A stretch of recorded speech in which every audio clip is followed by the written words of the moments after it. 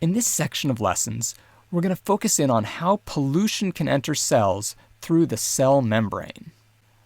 We start off with the phenomenon that a cell will burst if too much water gets in. Students will notice differences in the before and after of this physical model as we introduce this phenomenon in the beginning of lesson 5.18. At this point, we're just looking at before and after photos.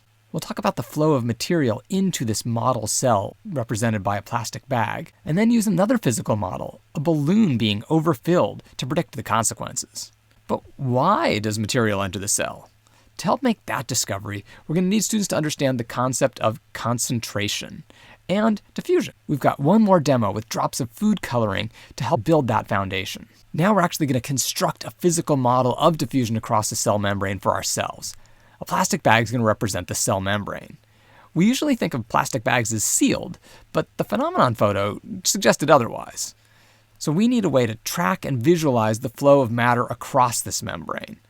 So we're going to explore that using the chemical reaction between iodine and starch and see that it has a very visible color change that'll help us out. And then we're going to construct our model cell and see what happens. In the investigation, the students discover that iodine must be crossing over this cell membrane. So how does it do that? Over the next 2 lessons, we're going to task students with making a model to illustrate this. They're going to model what's going on at the microscopic scale, but using objects at the everyday scale. We give students 2 lessons to complete and build this model.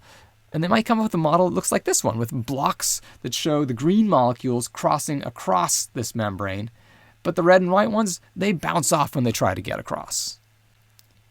Before we end lesson 5.21, remind your students to update their trash diaries for tomorrow's lesson. In lesson 22, they're going to share their models with other groups and reflect on the cross-cutting concept of scale, proportion, and quantity.